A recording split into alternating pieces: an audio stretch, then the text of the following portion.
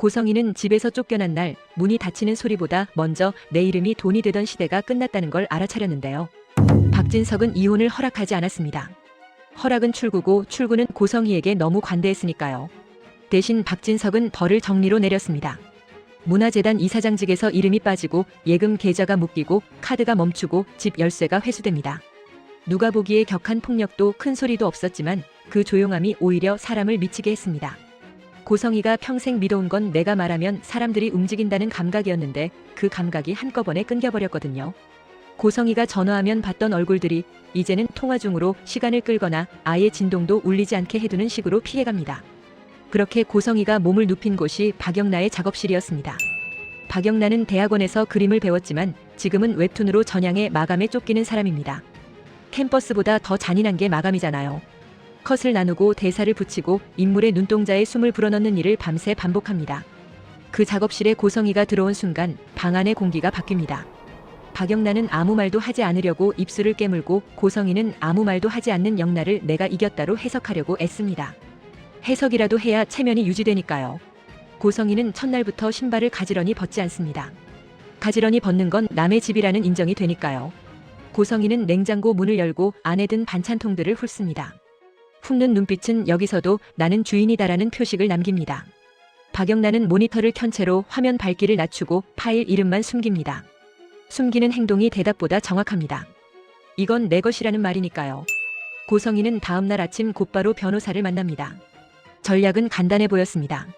박진석이 자신의 재산을 불법적으로 가압류했다는 프레임을 만들고 그걸 이혼 귀책 사유와 묶어 재산 분할과 이혼을 동시에 몰아붙이는 것. 고성희는 계획을 말할 때 목소리가 낮아지고 빨라집니다. 낮고 빠른 말은 흔들리지 않는다는 연기입니다. 가압류요. 그거 불법이잖아요. 내 재산을 누가 마음대로 묶어요. 변호사는 펜을 들었다가 고성희의 눈을 한번 보고 내려놓습니다. 변호사는 고성희의 눈에서 서류보다 먼저 돈의 냄새를 맡습니다. 착수금부터 정리하셔야 합니다. 고성희는 질문을 싫어합니다. 질문은 빈틈을 보여주니까요. 그래서 사실처럼 눌러 말합니다. 끝나면 후하게 드릴게요. 풀리면 그때 정산하죠. 끝나면이란 말은 통장에 찍히는 숫자가 아니라 바람에 가까운데요. 변호사는 바람 위에 서지 못합니다. 다만 변호사는 대놓고 고성희를 밀어내지 않습니다. 지금 고성희를 밀어내면 고성희는 다른 변호사를 찾아 더 좋은 조건을 제시할 테니까요. 변호사는 조건을 더 깔끔하게 늘어놓습니다. 가압류 진행 경위, 위임장, 통지서, 그리고 사모님이 사인한 게 있는지부터 확인해야 합니다. 상대가 움직인 통로도요. 변호사의 말에 고성희는 엷은 미소를 보이는데요. 고성희의 계속되는 끝나지 않는 전쟁의 종착역은 과연 어디로 향할까요? 여러분 같이 숨죽여 지켜봅시다. 고성희는 돌아오는 길에 봉투를 꾹 쥡니다. 봉투 속 서류가 아니라 봉투를 쥐는 손이 자신의 선택을 증명하는 것 같아서요. 작업실에 돌아오자마자 고성희는 박영나에게 말합니다. 말은 길지 않습니다. 길면 애원이 되고 애원은 패배가 되니까요. 영나야. 이역. 박영나는 키보드 위에서 손을 떼고도 고성희를 보지 않습니다. 눈을 맞추면 마음이 흔들릴까 봐요.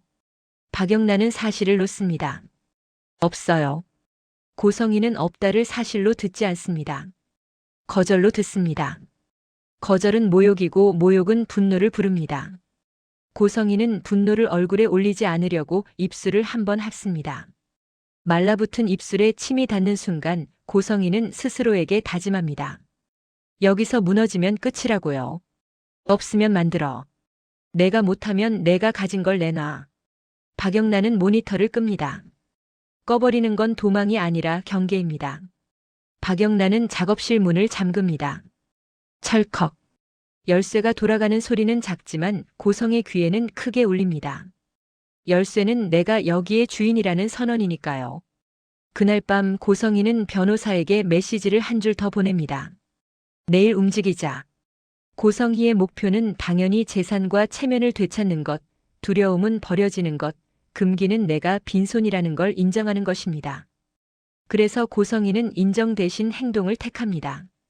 행동만이 스스로를 살린다고 믿으니까요. 그리고 박진석은 그 움직임을 고성희보다 먼저 보고 있었습니다. 박진석은 고성희의 통장에 묶이는 순간만 노린 게 아니었습니다. 박진석은 고성희가 사람을 쓰는 방식 자체를 끊어내고 싶었습니다. 그래서 박진석은 손이 닿는 곳부터 지웠습니다. 문화재단 회계장부를 정리한다는 명목으로 결제선이 바뀌고 기부금 흐름을 점검한다는 문서가 돌아다니고 누가 어떤 날 어떤 계좌로 얼마를 보냈는지가 표로 정리됩니다. 표가 나오면 사람들은 갑자기 말을 아낍니다. 말이 아껴지면 전화가 줄고 전화가 줄면 고성희의 세계는 좁아집니다. 박진석이 노린 건 그 좁아짐이었습니다. 고성희는 그걸 견디지 못해 다시 변호사 사무실로 들어갑니다. 이번엔 얼굴에 웃음을 붙이고요. 웃음은 자신감의 얼굴이라기보다 나 아직 끝난 거 아니다라는 방패였어요. 착수금은 지금은 어렵지만 대신 확실히 드릴 수 있어요. 고성희는 가방에서 열쇠고리 하나를 꺼내 탁자 위에 올려놓습니다. 집 열쇠는 이미 회수됐는데도 고성희는 열쇠를 내밀어야 마음이 덜 떨립니다. 열쇠는 문을 여는 물건이기도 하지만 고성희에게는 내가 가진 게 있다는 상징이었거든요. 이거 보세요. 제가 숨겨둔 게 있어요. 지금 박진석이 다 막은 것 같아도 완전히는 아니에요. 변호사는 열쇠를 집어들지 않습니다. 손을 대는 순간 본인도 같이 얽히는 기분이 들기 때문입니다. 변호사는 대신 고성희가 내민 열쇠의 의미만 훑습니다.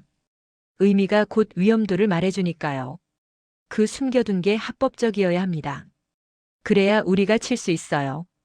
고성희는 합법이란 단어에 잠깐 눈을 깜빡입니다. 고성희는 늘 합법과 비합법 사이를 기술로 넘나들었는데 지금은 그 기술이 자기 발목을 잡고 있습니다. 고성희는 감정을 말하지 않습니다. 대신 결론으로 압박합니다. 박진석이 불법이면 내가 뭐든 합법이 되는 거죠. 변호사는 그 말을 듣고도 고개를 끄덕이지 않습니다. 끄덕이면 변호사가 고성희의 편이 되어버리니까요. 변호사는 고성희에게 싸움을 이기는 방식을 말합니다. 싸움은 법정만이 아니라 시간과 돈과 체면으로 하는 거니까요. 가압류 취소 신청, 이혼 소송, 가처분. 동시에 들어가면 상대도 흔들립니다. 다만 언론이나 소문은 조심하세요. 역풍이 셉니다. 고성희는 역풍이란 말을 듣자 오히려 눈이 반짝입니다. 고성희는 바람을 읽고 바람을 만드는데 익숙한 사람이니까요. 고성희는 질문하지 않습니다. 대신 단정합니다. 역풍? 내가 그걸 더 잘 알아요. 변호사는 마지막으로 한마디를 더합니다. 그 한마디가 첫 번째 심리 클라이맥스로 이어집니다. 상대가 당신을 집에서 내보냈다는 건 이미 여론전을 준비했다는 뜻일 수 있어요. 그러니 우리도 한 방을 만들어야 합니다. 고성희는 한 방을 들은 순간 몸이 아주 미세하게 앞으로 기울어집니다. 기울어지는 건 욕망의 자세입니다. 고성희의 목표는 단순합니다. 박진석을 흔들어 다시 판의 중심으로 돌아오는 것. 고성희의 두려움은 더 단순합니다. 영나 작업실 바닥에서 그냥 끝나는 것. 고성희의 금기는 하나입니다. 내가 돈이 없어서 밀렸다는 현실을 인정하는 것. 그래서 고성희는 인정 대신 공모를 택합니다. 고성희는 변호사에게 작게 말합니다. 작게 말하면 비밀처럼 들리고 비밀은 동맹을 만들거든요. 좋아요. 한 방. 대신 당신도 끝까지 가요. 변호사는 잠깐 멈칫합니다. 끝까지 가라는 말은 위험을 함께 지라는 말이니까요. 변호사는 웃지 않고도 웃는 얼굴을 만듭니다. 전문직의 표정입니다. 끝까지 가려면 당신도 끝까지 준비하셔야죠. 고성희는 사무실을 나서자마자 박영나에게 다시 메시지를 보냅니다. 이번엔 숫자가 아니라 단어를 씁니다. 가족. 가족이라는 단어는 돈보다 무섭습니다. 박영나는 화면을 켜고도 대사를 쓰다가 멈춥니다. 멈춘 커서가 깜빡입니다. 깜빡이는 커서가 영나의 심장 같아서요. 영나는 손을 들어 앞치마 끈처럼 느슨해진 후드끈을 꽉 묶습니다. 묶는 행동이 마음을 묶어두는 유일한 방법입니다. 그리고 고성희는 스스로에게 선택을 확정합니다. 내일이 아니라 지금부터요. 고성희는 작업실 바닥에 놓인 박스를 열어 남은 현금을 세어봅니다. 지폐가 얇습니다. 얇은 지폐는 체면도 얇게 만듭니다. 고성희는 그 얇음을 인정하지 않으려 지폐를 반듯하게 접어 지갑 깊숙이 넣습니다. 접어 넣는 건 숨기는 게 아니라 버티는 겁니다. 첫 번째 클라이맥스는 고성희가 변호사와 손을 잡는 선택으로 끝납니다. 이제 고성희는 법이라는 이름으로 박진석을 치겠다고 결심했고 박진석은 그 결심을 이미 알고도 모르는 척하는 쪽을 택했습니다. 모르는 척이야말로 박진석의 가장 잔인한 방식이니까요. 같은 시간 박진석은 서랍을 열었다가 닫습니다. 서랍 안에는 여분 열쇠가 봉투에 봉인되어 있습니다. 봉투 위에 메모가 하나 붙어 있고 메모에는 날짜 대신 한 단어만 적혀 있습니다. 확인. 박진석은 확인이라는 단어를 좋아합니다. 확인은 감정을 배제한 채 사람을 움직이게 하니까요.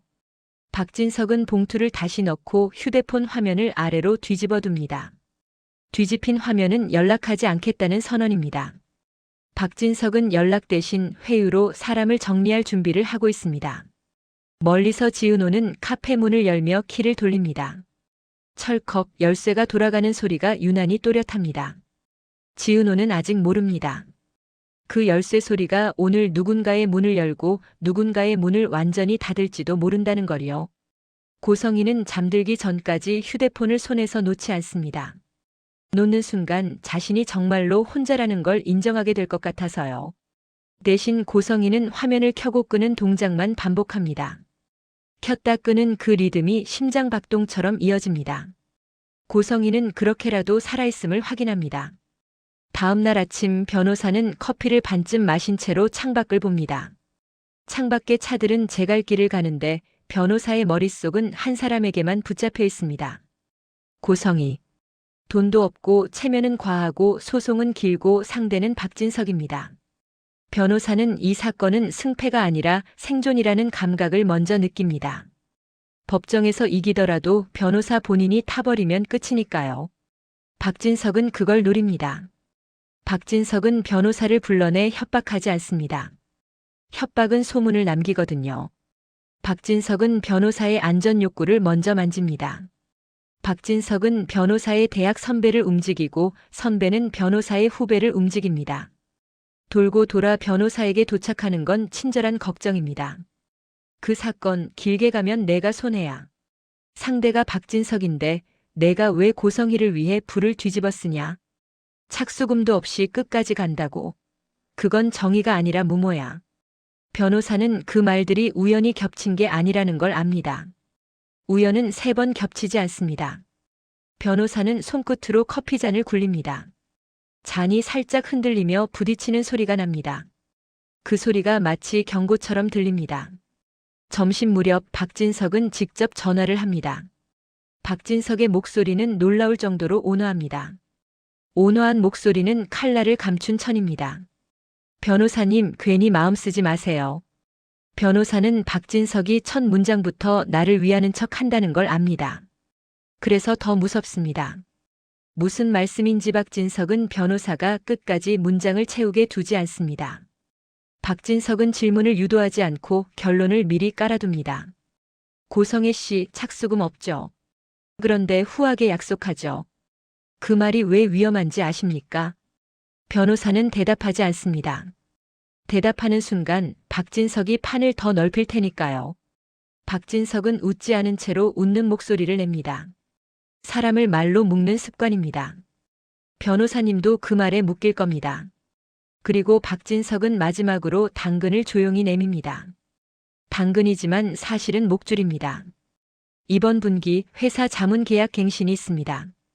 변호사님 같은 분이면 좋겠다고들 하더군요. 변호사는 침을 삼킵니다. 침이 내려가는 길이 유난히 뜨겁습니다. 뜨거움은 욕망이 아니라 두려움입니다. 변호사는 그 순간 계산합니다. 정의는 통장에서 나오지 않습니다. 통장에서 나오는 건 생활입니다. 변호사는 생활을 택할 수밖에 없는 사람이기도 합니다. 그날 저녁 고성희는 변호사 사무실로 바로 찾아갑니다. 고성희는 시간을 주지 않습니다. 시간이 생기면 상대가 도망갈 테니까요. 고성희는 문을 열고 들어가자마자 서류 봉투를 탁 내려놓습니다. 다 가져왔어요. 이제 움직이죠. 변호사는 봉투를 열지 않습니다. 열면 시작을 의미하니까요. 변호사는 시작 대신 종료를 택합니다. 고성애 씨, 이 사건은 제가 맡기 어렵겠습니다. 고성희는 왜라고 묻지 않습니다. 왜를 묻는 순간 상대가 변명할 시간을 주게 됩니다. 고성희는 사실로 압박합니다. 박진석이 연락했죠. 변호사는 부정하지 않습니다. 부정하면 거짓말이 됩니다. 거짓말은 변호사에게 치명적입니다. 저는 제 커리어를 지켜야 합니다. 그 말은 고성희에게 나는 너를 버린다와 같습니다. 고성희는 한순간 귀가 먹먹해집니다. 먹먹함이 올라오면 눈물이 나올 수 있습니다. 고성희는 눈물이 나는 걸 금기로 여깁니다. 그래서 고성희는 눈물을 삼키고 손가락을 탁자 가장자리에 세게 누릅니다. 손끝이 하얗게 질립니다. 질린 손끝은 참고 있다는 증거입니다. 나랑 끝까지 가기로 했잖아요. 고성희가 처음으로 문장을 길게 합니다. 길어졌다는 건 그만큼 절박하다는 뜻입니다. 변호사는 고성희의 절박함을 모른 척하지 않습니다. 다만 변호사는 절박함을 리스크로 바꿔 읽습니다. 끝까지 가려면 돈이 먼저입니다. 그리고 상대가 박진석입니다. 고성희는 사무실을 나서며 엘리베이터 거울에 비친 자기 얼굴을 봅니다. 눈 아래가 꺼져 있습니다. 꺼진 눈 아래는 피곤함이 아니라 무너짐의 그림자입니다. 고성희는 거울을 오래 보지 않습니다. 오래 보면 인정이 되니까요. 고성희는 고개를 돌리고 휴대폰을 듭니다. 휴대폰 화면에는 차단이라는 단어가 떠 있습니다. 변호사가 고성희를 차단한 겁니다. 고성희는 화면을 한참 바라보다가 손가락을 3번이나 움직였다가 멈춥니다. 욕설을 쓰고 싶다는 손, 울고 싶다는 손, 살고 싶다는 손이 동시에 싸웁니다. 고성희는 결국 욕설도 울음도 아닌 선택을 합니다. 더 가까운 사람을 갈아넣기. 고성희가 늘 살아남아온 방식입니다. 고성희는 박영나 작업실로 돌아와 문 손잡이를 잡아당깁니다. 잠겨 있습니다. 잠김은 단순한 자물쇠가 아니라 영나의 의지입니다. 고성희는 문을 두드리지 않습니다. 두드리면 부탁이 됩니다. 고성희는 문 앞에서 낮게 말합니다. 열어. 나 오늘 변호사도 날 버렸어. 버렸다는 말은 감정 고백처럼 보이지만 사실은 죄책감 유도입니다. 박영란은 그 말에 몸이 굳습니다. 굳은 몸은 마음의 금기입니다. 엄마를 외면하면 내가 나쁜 사람 된다는 금기요. 박영란은 그 금기를 깨고 싶지 않지만 깨지 않으면 자신이 깨질 것 같습니다. 박영란은 문을 열지 않고 문 뒤에서 말합니다. 여긴 제 작업실이에요. 고성희는 그 문장에 웃습니다. 웃음이 길어집니다. 길어진 웃음은 상대를 깎아내릴 때 나옵니다. 작업실? 내가 작업실을 지킨다고? 고성희는 영나의 마감을 이해하지 못합니다. 고성희는 노력이 아니라 통제만 이해합니다. 그래서 고성희는 영나의 통장을 들여다보려 합니다. 마치 그게 가족의 권리라도 되는 것처럼요. 고성희가 문틈으로 손을 넣어 잠금 장치를 건드리려는 순간 이지환이 문 앞에 섭니다. 이지환은 말이 많지 않습니다. 말이 많아지면 영나가 더 흔들릴 테니까요. 이지환은 짧게 사실로만 말합니다. 영나 씨, 문 잠가요. 박영란은 손이 떨리지만 손을 문고리에 얹습니다. 그리고 더 깊게 잠급니다. 철컥. 한 번 더. 철컥. 2번의 잠금 소리가 영나의 선택을 확정합니다. 내 공간을 지킨다. 그 선택은 영나의 목표 마감과 자립을 살리고 두려움 엄마에게 잠식을 막고 금기 엄마를 버리는 죄책감을 찢어버립니다. 찢어지는 건 아픈데요. 아프지 않으면 선택도 아닙니다. 고성희는 2번 잠기는 소리를 들으며 자기 안에서 무언가가 꺾이는 걸 느낍니다. 꺾임은 울음으로 가지 않습니다. 고성희는 울음을 금기로 두었으니까요. 대신 꺾임은 계산으로 갑니다. 고성희는 영나의 문을 뚫지 못하면 다른 문을 찾아야 합니다. 고성희가 떠올린 문은 박진석의 체면입니다. 체면은 사람을 움직입니다. 고성희는 체면을 흔들어 박진석을 밖으로 끌어내겠다고 결심합니다. 고성희는 휴대폰을 열고 메시지를 쓰려다가 지웁니다. 지우는 손이 떨립니다. 떨림이 보이면 패배 같아서 고성희는 손을 주먹 쥐듯 쥐고 다시 씁니다. 길지 않습니다. 박진석이 나를 불법으로 가압류했어. 고성희는 그 메시지를 소문이 될 사람에게 보냅니다. 법정이 아니라 입으로 퍼지는 법정을 만들겠다는 선택입니다. 2번째 클라이맥스는 여기서 끝납니다. 고성희는 변호사를 잃었고 딸의 문도 잠겼습니다. 그런데도 고성희는 물러나지 않는 선택을 합니다. 물러나면 끝이니까요. 고성희는 소문을 무기로 들었고 박진석은 그 무기가 자기에게 닿기 전에 더 큰 무기를 준비합니다. 박진석의 무기는 소문보다 조용한 증빙입니다. 증빙은 소문을 죽입니다. 소문이 살아남을 곳을 없애버리거든요. 고성희의 소문은 생각보다 빨리 퍼지지만 퍼지는 속도만큼 빨리 말라갑니다. 박진석이 말라가게 만들었거든요. 박진석은 문화재단 쪽으로 회계장부 점검 공문을 한 장 더 돌립니다. 단어는 딱딱합니다. 기부금 사용처 재검증, 지출 증빙 재요청, 결제 권한 변경. 이런 단어들이 줄줄이 붙으면 사람들은 감정 대신 서류를 봅니다. 서류를 보면 누구 편을 들기가 어려워집니다. 박진석이 원하는 게 그거였습니다. 누구도 고성의 편을 들지 못하게 만드는 것. 그 와중에 박진석은 변호사에게 또 한 번 선물을 줍니다. 선물이라기보다는 미래를 약속하는 족쇄입니다. 박진석은 자문 계약 얘기를 꺼내며 말합니다. 변호사님, 회사는 조용한 사람이 필요합니다. 조용하게 일을 끝내는 사람. 변호사는 그 문장을 듣는 순간 스스로가 이미 선택을 했다는 걸 깨닫습니다. 조용함은 원칙이 아니라 생존입니다.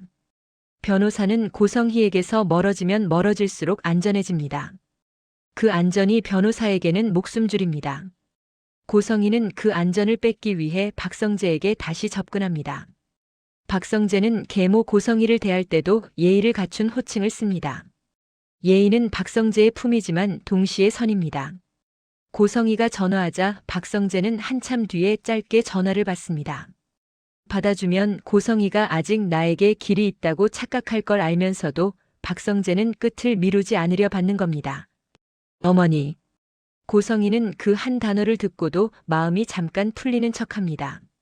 풀리는 척이 필요합니다. 그래야 상대가 흔들리거든요. 성재야, 너는 알잖아. 박진석이 나한테 한 게 얼마나. 박성재는 고성희의 문장을 끝까지 듣지 않습니다. 끝까지 들으면 감정이 들어옵니다. 박성재는 감정이 들어오는 걸 금기로 삼습니다.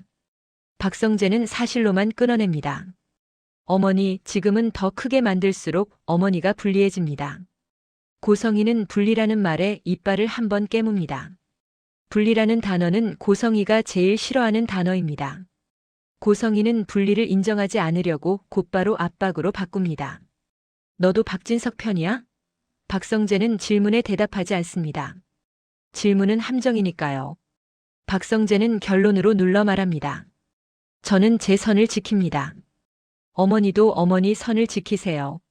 박성재의 말은 차갑지 않은데 차갑게 느껴집니다. 예의가 칼이 되었을 때 칼끝은 더 반짝이니까요.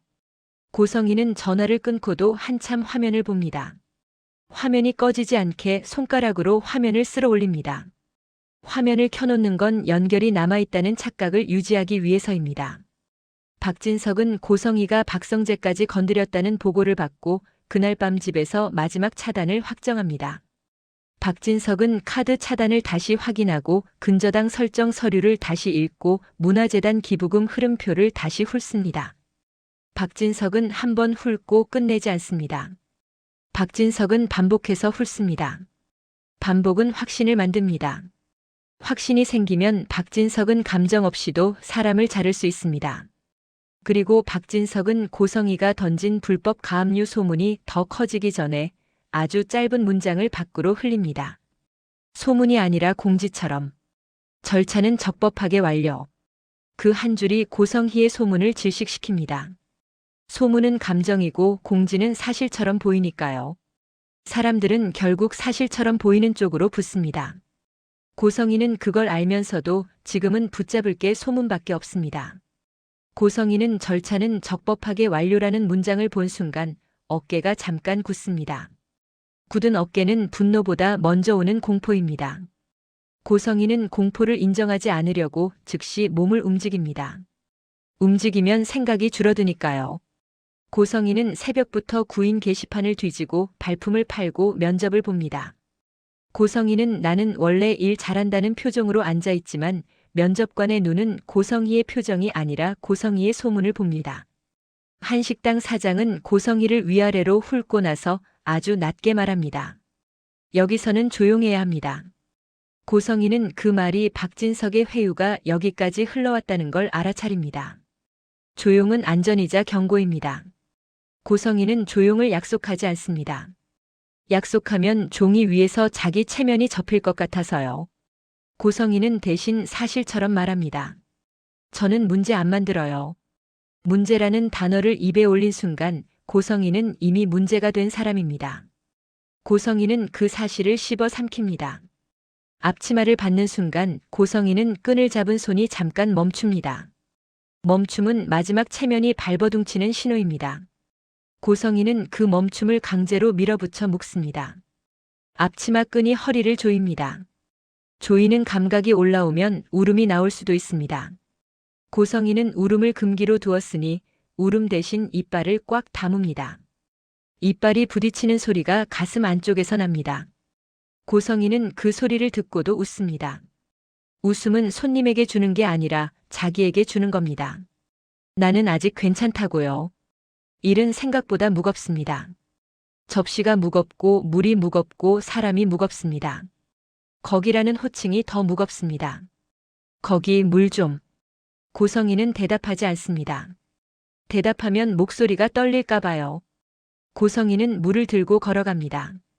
걸어가는 동안 발바닥이 뜨겁습니다.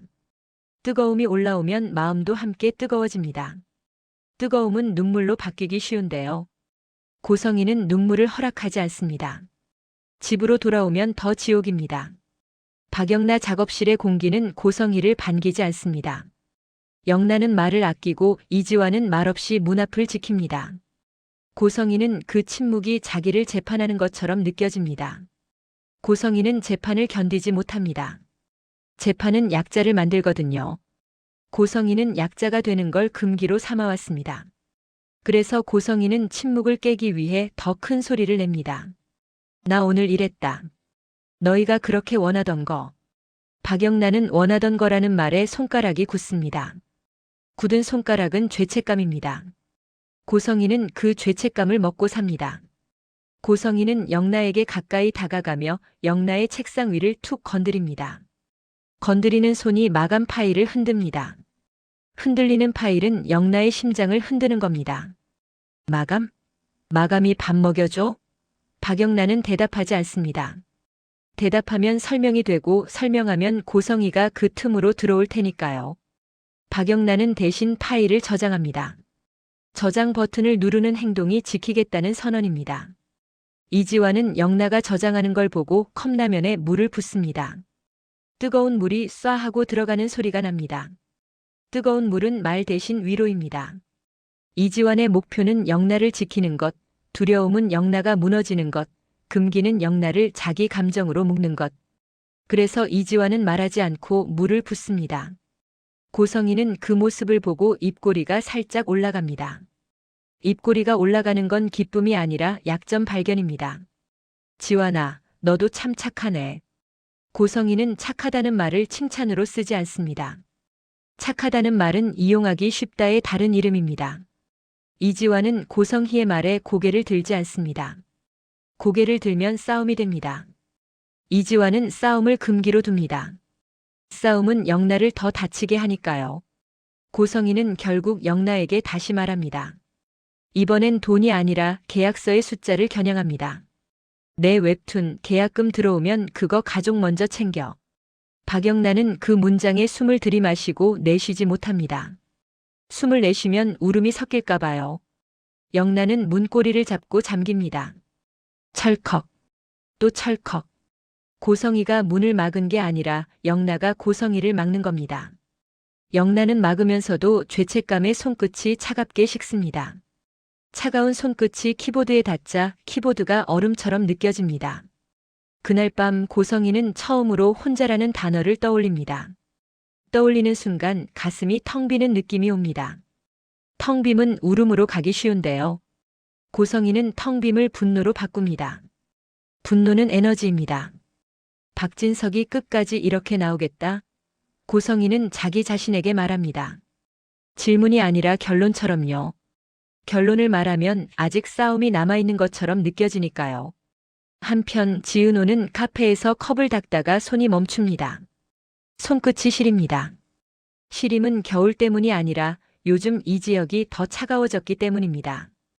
이 지역은 은호를 보호한다는 이유로 더 밀어냅니다. 밀어낼수록 은호는 더 붙고 싶어집니다. 지은호의 목표는 이 지역 곁을 지키는 것, 두려움은 또다시 이유도 모른 채 거절당하는 것, 금기는 상대의 상처를 캐묻는 것입니다. 그래서 지은호는 묻지 않습니다. 대신 행동합니다. 그 행동은 늘 물과 컵입니다. 지은호는 이 지역 앞에 물컵을 놓고 말 대신 컵을 한 번 더 닦습니다. 닦는 손이 규칙적으로 움직이면 마음도 덜 떨립니다. 이 지역은 물컵을 잡지 않습니다. 손이 떨릴까봐요. 떨림을 들키면 은호가 더 가까이 올까봐요. 가까이 오면 이 지역은 무너질까봐요. 늦었어. 이 지역은 인사처럼 말하지만 사실은 벽을 세웁니다. 지은호는 그 벽을 침묵으로 넘습니다. 침묵은 벽을 부수지 않으면서도 벽 곁에 남는 방식입니다. 물은 드세요. 짧은 문장. 부탁이 아니라 사실처럼 눌러놓는 말. 은호의 말은 점점 부드러운 강요가 됩니다. 이수빈은 카페 문을 열고 들어오며 가방에서 약봉지를 꺼냅니다. 약봉지는 종이 소리가 납니다. 사각. 그 사각거림이 이상하게도 사람을 긴장시키죠. 그때 지은호 휴대폰이 한 번 짧게 울립니다. 박성재에게서 온 메시지입니다. 지은호는 습관처럼 그리고 의도적으로 더 또박또박 답을 씁니다. 네 선배. 지은호가 선배를 이름으로 부르지 않는 건 예의이기도 하지만 마음을 들키지 않으려는 방어이기도 합니다. 박성재는 짧게만 돌아옵니다. 오늘은 너 몸부터 챙겨. 걱정처럼 보이지만 사실은 내가 흔들리면 판이 무너진다는 경고이기도 합니다. 이수빈은 약봉지를 손바닥 위에 올려놓습니다. 올려놓는 행동이 도망치지 말라는 신호입니다. 오빠 손이 먼저 말하잖아. 이지혁은 약봉지를 움켜줍니다. 종이가 구겨집니다. 구겨지는 소리가 은호의 속을 한번 긁습니다. 은호는 표정을 바꾸지 않으려고 입술 안쪽을 씹습니다. 철맛이 납니다. 철맛은 울음을 눌러둔 맛입니다. 이수빈은 일본이라는 단어를 꺼내지 않습니다. 단어를 꺼내면 오빠가 더 숨을 테니까요. 대신 이수빈은 달력을 꺼내 날짜를 문지릅니다. 문지르는 손끝이 점점 빨라집니다. 빨라진다는 건 불안이 크다는 뜻입니다. 이수빈은 불안을 말로 하지 않습니다. 대신 결론으로 압박합니다. 출장이라는 말 이제 그만 써요. 이지혁의 목이 잠깐 굳습니다. 굳은 목은 들켰다는 신호입니다. 이지혁은 들킨 걸 인정하지 않으려고 더 차갑게 말합니다. 관심 꺼. 그 말은 이수빈에게도 은호에게도 동시에 던지는 칼입니다. 은호는 그 칼을 피하지 않습니다. 은호는 칼을 잡지 않고 칼 옆에 손을 둡니다. 관심은 꺼지지 않아요. 사람이니까요. 그날 밤 이상철이 조용히 은호에게 전화를 합니다. 이상철은 고지식하고 정직한 사람입니다. 이상철의 목표는 가족을 지키는 것, 두려움은 지역이 무너지면서 모두가 무너지는 것, 금기는 거짓말에 동조하는 것입니다. 그런데 이상철은 지금 거짓말에 동조하고 있습니다. 지역이 일본으로 가는 걸 출장이라고 숨기게 두고 있으니까요. 이상철은 그 금기를 깨야 합니다. 깨지 않으면 더 큰 죄가 되니까요. 은호야. 이상철은 길게 말하지 않습니다. 길게 말하면 감정이 섞입니다. 이상철은 감정 대신 사실을 꺼냅니다. 지역이 일본 간다. 은호는 그 말에 손에서 컵을 놓칩니다. 컵이 떨어지지 않게 재빨리 받지만 손끝이 떨립니다. 떨림은 충격의 증거입니다. 은호는 묻지 않습니다. 묻는 순간 이상철이 더 아파할 테니까요. 은호는 대신 숨을 한 번 크게 들이마십니다. 숨을 들이마시고 내쉬며 결론을 말합니다. 제가 지켜볼게요. 세 번째 심리 클라이맥스는 여기서 이어집니다. 고성희는 앞치마 끈을 묶고 식당에서 하루를 버티는 선택을 했고 영란은 문을 2번 잠그는 선택을 했고 은호는 이상철의 한 문장으로 진실의 문턱에 올라서는 선택을 했습니다. 선택들이 쌓이면 누군가의 삶은 반드시 바뀝니다. 그 바뀜이 다음 화의 폭발을 예약합니다. 폭발은 소리가 크지 않을 수 있습니다. 대신 아주 조용히 약봉지 하나가 떨어지는 소리로 시작될 수도 있으니까요. 고성희가 식당에서 처음으로 그릇을 깨트린 건 둘째 날 저녁입니다. 손님이 몰리고 물은 넘치고 사장은 거기라고 부르며 속도를 재촉합니다. 고성희는 빨라지려 손목에 힘을 주다가 손끝이 미끄러집니다. 접시가 바닥에 떨어지며 쨍하고 깨집니다. 유리 조각이 사방으로 튀고 고성희는 반사적으로 조각을 주워 담습니다. 그 순간 손가락이 베입니다. 피가 납니다. 피가 뜨겁게 올라오자 고성희는 잠깐 눈을 감습니다. 감았다 뜨는 그 짧은 시간에 울음이 올라오려 합니다. 고성희는 울음을 허락하지 않으려고 상처난 손을 입으로 가져가 피를 빨아버립니다. 피맛이 철맛으로 퍼집니다. 철맛이 입안을 채우면 울음은 잠깐 뒤로 물러납니다. 고성희는 그렇게 살아남습니다. 사장은 고성희에게 붕대를 던지듯 건넵니다. 일은 계속해요. 여기선 다 그래요. 고성희는 여기선 다 그래요라는 말에 이를 악물고 고개를 끄덕입니다. 끄덕이는 건 수긍이 아니라 생존입니다. 고성희는 결국 그날도 끝까지 일합니다. 끝까지 하는 선택이 고성희의 자존심을 지키는 유일한 방식이니까요. 집으로 돌아오는 길 고성희는 아파트 단지 현관을 지나며 자동문을 한 번 더 바라봅니다. 열쇠가 없으면 문은 열리지 않습니다. 고성희는 자동문을 통과하며 생각합니다. 문은 이렇게도 열리네. 그리고 바로 다음 생각이 이어집니다. 그러면 사람도 이렇게 열 수 있겠네. 고성희의 머릿속에서 사람은 늘 문과 같습니다. 열고 닫고 잠그고 풀고. 고성희는 그 방식으로만 살아왔고 지금도 그 방식으로 살려 합니다. 하지만 박진석은 그 문을 열쇠 없이 잠가버린 사람입니다. 그래서 고성희는 더 악착같이 앞치마 끈을 다시 조입니다. 조이는 끈이 아프면 아직 살아있다는 증거 같아서요. 박진석이 확인이라고 적어둔 봉투를 꺼내는 날은 고성희가 식당에서 세 번째로 앞치마 끈을 묶은 날과 겹칩니다. 우연처럼 보이지만 박진석에게 우연은 늘 계산의 다른 이름입니다. 박진석은 아침에 문화재단 회계팀을 불러 간단히 말합니다. 기부금 흐름 다시 한 번. 다시 한 번이라는 말은 의심이 아니라 통제의 표현입니다. 박진석은 회계장부를 펼쳐놓고 숫자 4를 손끝으로 훑습니다. 손끝이 멈추는 곳은 언제나 사람이 움직인 흔적입니다. 박진석은 숫자 자체보다 숫자 4를 봅니다. 누가 누구에게 무엇을 부탁했는지, 누가 누구에게 빚을 지웠는지 그 관계가 숫자 사이에 숨어 있으니까요. 박진석은 고성희가 소문을 무기로 들었을 때 그 소문을 숫자로 눌러 죽일 생각이었습니다. 숫자는 감정을 이깁니다. 감정은 부풀지만 숫자는 박힙니다. 그날 오후 박진석은 집으로 돌아오는 길에 잠깐 멈춥니다. 차 안에서 주머니를 만지작거리다 열쇠 하나를 꺼냅니다. 여분 열쇠. 박진석은 열쇠를 보고도 문을 열 생각을 하지 않습니다. 박진석이 열려는 건 문이 아니라 고성희의 마지막 자존심입니다. 자존심이 열리는 순간 고성희는 스스로 무너질 테니까요. 박진석은 고성희에게 직접 연락하지 않습니다. 대신 만남의 통로를 하나 열어둡니다. 열어둔 통로는 은근히 잔인합니다. 고성희가 내가 끼어들 수 있다고 착각하게 만드는 통로니까요. 박진석은 고성희가 다니는 식당 근처에 사람을 보냅니다. 사람은 고성희에게 말을 겁니다.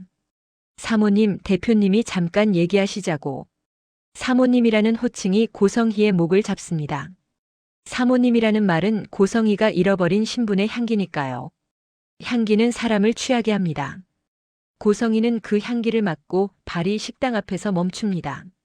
앞치마 끈을 풀어야 합니다. 풀면 지금의 굴욕이 잠깐 사라지는 것처럼 느껴질 겁니다. 고성희는 끈을 풀었다가 다시 한번 묶습니다. 묶고 나서야 풀어야 마음이 덜 흔들릴 것 같아서요. 고성희는 그렇게 스스로를 다잡고 나갑니다. 박진석이 고성희를 부른 곳은 호텔 로비도 법무법인도 아닙니다. 박진석은 일부러 집 근처 조용한 찻집을 택합니다. 사람들의 시선이 적고 대신 서로의 숨소리가 또렷한 곳. 숨소리가 또렷하면 거짓말이 더 힘들어지거든요. 박진석은 고성희를 보자 자리에서 일어나지 않습니다. 일어나지 않는 건 무시가 아니라 나는 흔들리지 않는다는 표식입니다. 박진석은 손을 뻗어 차를 따르지도 않습니다. 차를 따르는 친절은 관계를 남깁니다. 박진석은 관계를 끊고 싶습니다. 대신 박진석은 고성희의 손을 봅니다. 붕대가 감겨 있습니다. 붕대는 고성희가 지금 어떤 바닥에 서 있는지 말해줍니다. 고성희는 먼저 말을 합니다. 먼저 말하면 주도권을 잡는다고 믿으니까요. 당신이 나한테 한 거 다 불법이야. 박진석은 그 문장에 고개를 끄덕이지 않습니다. 끄덕이면 고성희가 더 커질 테니까요. 박진석은 사실만 꺼냅니다. 절차는 적법하게 완료. 고성희는 그 문장을 이미 들었습니다. 그런데 박진석 입에서 다시 나오자 더 차갑게 꽂힙니다. 고성희는 차가움을 견디지 못해 체면으로 공격합니다. 나를 이렇게 만들면 당신 체면은 지켜져? 박진석은 체면이라는 단어에 눈을 한번 깜빡입니다. 박진석은 체면을 지키는 사람이지만 동시에 체면으로 사람을 눌러 죽이는 사람입니다. 박진석은 고성희에게 체면이 아니라 결과를 보여줍니다. 박진석은 봉투 하나를 테이블 위에 올립니다. 봉투에는 회계장부에서 뽑아낸 정리된 표가 들어 있습니다. 표는 고성희가 가장 싫어하는 형태입니다. 표는 감정을 인정하지 않거든요. 당신이 움직인 길. 여기 다 있어. 고성희는 봉투를 열지 않습니다. 열면 인정이 되니까요. 고성희는 열지 않은 채로 말합니다. 그거 조작하면 되지. 박진석은 조작이라는 단어에 웃지 않습니다. 웃으면 감정 싸움이 됩니다. 박진석은 감정 싸움을 원하지 않습니다. 박진석은 고성희가 감정 싸움에서 제일 강하다는 걸 알거든요. 박진석은 감정 대신 선택지를 내밉니다. 이혼은 없다. 짧은 문장. 질문도 조건도 없습니다. 고성희의 숨이 잠깐 걸립니다. 걸리는 숨이 목을 긁고 올라옵니다. 고성희는 숨이 걸린 걸 들키지 않으려고 물을 한 모금 마십니다. 물이 목을 타고 내려가며 기침이 나올 뻔합니다. 고성희는 기침을 삼킵니다. 기침은 약함의 신호니까요. 박진석은 이어서 말합니다. 대신 벌은 계속된다. 벌이라는 단어가 고성희의 귀를 찢습니다. 고성희는 벌을 내가 받아야 하는 것으로 인정하고 싶지 않습니다. 그래서 고성희는 반발합니다. 벌? 당신이 나한테 벌을 줄 자격 있어? 박진석은 자격을 따지지 않습니다. 박진석은 자격을 만들어버리는 사람입니다. 박진석은 고성희가 집에서 나가고 카드가 막히고 변호사가 사라지고 식당에서 앞치마를 묶는 현실을 이미 만들어 두었습니다. 박진석은 그 현실을 가리키기만 합니다. 지금이 자격이다. 고성희는 그 문장에 손가락이 떨립니다. 떨림은 분노가 아니라 무너짐입니다. 고성희는 무너짐을 금기로 두었습니다. 금기를 깨지 않으려고 고성희는 마지막 카드 하나를 꺼냅니다. 이혼 소송이 아니라 체면의 폭로입니다. 당신도 깨끗하지 않아. 박진석은 그 말에도 표정이 변하지 않습니다. 표정이 변하지 않으면 상대의 칼이 무뎌집니다. 박진석은 고성희의 칼날이 어디를 향하는지 이미 알고 있습니다. 박진석은 고성희가 근거 없는 폭로로는 살아남지 못하게 만들었습니다. 박진석이 준비한 건 표와 공지뿐이 아니라 고성희가 믿을 사람을 잃게 만드는 것이었으니까요. 박진석은 고성희에게 아주 조용히 말합니다. 당신이 떠들수록 당신만 더 망가진다. 고성희는 그 말을 듣고도 떠듭니다. 떠드는 게 고성희의 생존 방식이니까요. 그런데 떠들다 보면 목이 마릅니다. 목이 마르면 물을 마셔야 합니다. 물을 마시는 순간 잠깐 침묵이 생깁니다. 박진석은 그 침묵을 노립니다. 박진석은 침묵 사이로 한 문장을 꽂습니다. 영락까지 망가지게 할 건가? 고성희의 눈동자가 순간 흔들립니다. 흔들림은 고성희가 실제로 두려워하는 것의 정체입니다. 고성희의 두려움은 나가 버려지는 것만이 아니라 내가 버려지면서 내가 가진 것들까지 함께 타버리는 것입니다. 영란은 고성희의 소유였고 소유가 망가지면 고성희의 세계도 무너집니다. 고성희는 그걸 견디지 못합니다. 고성희는 입술을 한번 합습니다. 입술이 마릅니다. 마른 입술은 감정이 바짝 타들어간 증거입니다. 고성희는 박진석에게 말합니다. 그럼 내가 뭘 하면 돼? 고성희가 처음으로 부탁 같은 문장을 씁니다. 문장이 짧아도 결이 다릅니다. 박진석은 그 결을 놓치지 않습니다. 박진석은 바로 답하지 않습니다. 답을 바로 하면 고성희가 협상한다고 느낄 테니까요. 박진석은 고성희가 받는 사람이 아니라 따르는 사람이 되는 순간을 만들고 싶습니다. 박진석은 봉투에서 열쇠 하나를 꺼내 테이블 위에 놓습니다. 열쇠는 집 열쇠가 아닙니다. 고성희가 모르는 작은 창고 열쇠입니다. 박진석은 말합니다. 당신이 숨겨둔 것 내가 먼저 확인했다. 고성희의 숨이 이번엔 확실히 끊깁니다. 끊기는 숨은 공포입니다. 고성희가 금기로 두었던 현실 인정을 강제로 당하는 순간입니다. 박진석은 이어서 더합니다. 그걸로 변호사 선임비를 대려 했지. 박진석은 확정하지 않습니다. 했지라고 말하지만 그 뒤를 비워둡니다. 비워둔 공간이 고성희를 더 괴롭힙니다. 비워둔 공간은 상상으로 채워지니까요. 박진석은 상상을 유도해 고성희를 스스로 무너뜨리려는 겁니다. 이게 첫 번째 반전의 단서입니다. 완전히 막힌 줄 알았던 돈길이 사실은 박진석이 먼저 잡고 있었다는 냄새. 고성희는 그 자리에서 화를 내지 못합니다. 화를 내면 박진석이 더 확실해질 테니까요. 고성희는 대신 조용해집니다. 고성희가 조용해지는 건 드문 일입니다. 조용해질 때는 다음 칼을 고를 때입니다. 고성희는 칼을 고르기 전에 한 문장을 남깁니다. 당신이 나를 죽이네. 박진석은 죽인다는 표현을 정정하지 않습니다. 정정하면 감정 싸움이 됩니다. 박진석은 감정 싸움 대신 선택을 강요합니다. 살려면 조용히 살아.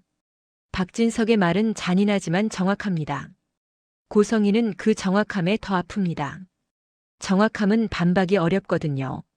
찻집을 나오는 길 고성희는 손에 쥔 휴대폰을 꼭 쥡니다. 화면을 켜고 끄는 동작이 다시 시작됩니다. 켰다 껐다. 켰다 껐다. 그 리듬이 심장박동처럼 이어집니다. 고성희는 아직도 연결이 남아있다는 착각을 붙잡고 싶은 겁니다. 하지만 그날은 착각이 오래가지 않습니다. 작업실로 돌아가자마자 박영나가 문을 열고 서 있습니다. 영나의 얼굴은 창백합니다. 창백함은 밤샘 때문이기도 하지만 엄마라는 존재가 들어오며 공기가 변했기 때문입니다. 박영나는 말합니다. 질문이 아니라 결론으로요. 엄마 여기서 나가요. 고성희는 그 문장을 듣고도 울지 않습니다. 울음은 금기니까요. 대신 고성희는 손목의 붕대를 만집니다. 만지는 행동은 나 이렇게까지 됐다는 무언의 압박입니다. 박영나는 그 압박을 모른 척하지 못합니다. 모른 척하면 죄책감이 터질 테니까요. 영나는 죄책감과 자립 사이에서 숨이 막힙니다. 이지환이 조용히 영나 옆으로 한 발 다가갑니다. 한 발은 당신 혼자 아니다라는 말 없는 대답입니다. 고성희는 그 틈에서 마지막으로 영나를 흔들어 보려 합니다. 나가면 너도 끝이야. 박영나는 이번에는 흔들리지 않으려고 손을 문고리에 얹습니다. 문고리에 얹는 손이 떨립니다. 떨리지만 문은 열립니다. 문이 열리면 바람이 들어옵니다. 바람이 들어오면 방 안의 냄새가 바뀝니다. 그 냄새는 이별 냄새입니다. 박영나는 그 냄새를 맡고도 결론을 바꾸지 않습니다. 끝나도 제 끝은 제가 정해요. 짧은 문장. 박영나는 그 문장으로 엄마의 세계에서 빠져나오는 선택을 합니다. 박영나는 문을 활짝 열어두고 고성희가 나가길 기다립니다. 기다림이 무섭습니다. 고성희는 기다림 앞에서 더 작아집니다. 작아지는 건 굴욕입니다. 고성희는 굴욕을 삼켜야 합니다. 고성희는 작업실에서 나옵니다. 나오는 순간 어깨가 처집니다. 처진 어깨는 처음으로 패배를 인정하는 몸짓입니다. 고성희는 인정하고 싶지 않지만 몸이 먼저 인정합니다. 고성희는 몸을 세우려 발끝에 힘을 주지만 발끝은 이미 식당의 피로를 기억합니다. 기억은 몸을 무겁게 합니다. 고성희는 갈 곳이 없습니다. 갈 곳이 없을 때 사람이 선택하는 건 가장 익숙한 굴욕입니다. 고성희는 다시 식당으로 갑니다. 앞치마를 다시 받습니다. 끈을 묶습니다. 이번에는 멈추지 않습니다. 멈추면 울 것 같아서요. 고성이는 묻고 바로 움직입니다. 움직이는 동안만은 생각이 줄어듭니다. 생각이 줄어들면 아픔도 줄어듭니다. 그날 밤 지은호는 이상철의 말 이후로 더 조용해졌습니다. 조용해지면 관찰이 시작됩니다. 지은호는 이지혁의 손을 봅니다. 손이 예전보다 조금 더 하얗습니다. 하얀 손은 혈색이 아니라 버티는 흔적입니다. 지은호는 묻지 않습니다. 묻는 건 금기니까요. 대신 은호는 물컵을 한 번 더 밀어두고 아주 낮게 말합니다. 혼자 버티는 건 오래 못 가요. 이지혁은 대답하지 않습니다. 대답하는 순간 인정이 됩니다. 인정은 무너짐입니다. 이지혁은 무너짐을 금기로 두고 있습니다. 그래서 이지혁은 다시 한번 차갑게 밀어냅니다. 너까지 다치지 마. 지은호는 그 말에 웃지 않습니다. 웃으면 가벼워질까 봐요. 지은호는 대신 고개를 끄덕입니다. 끄덕임은 수락이 아니라 나는 내 방식으로 남겠다는 선택입니다. 그리고 그 선택은 다음 화의 문을 엽니다. 이지혁의 일본행은 더 가까워지고 이상철의 죄책감은 더 커지고 이수빈의 약봉지는 더 두꺼워지고 고성희의 암치마 끈은 더 깊게 조여집니다. 마지막 클라이맥스는 고성희가 다시 식당으로 돌아가는 선택으로 끝납니다. 고성희는 체면을 잃고도 살아남기로 했고 박진석은 이혼을 허락하지 않은 채 벌을 이어가기로 했고 영란은 엄마를 밖으로 내보내기로 했고 은호는 이지혁의 비밀 앞에 한 발 더 다가가기로 했습니다. 문은 닫히기도 하지만 누군가가 열쇠를 쥐고 있는 한 다시 열립니다. 문제는 그 열쇠가 사랑의 열쇠인지 벌의 열쇠인지 아직 확정되지 않았다는 겁니다.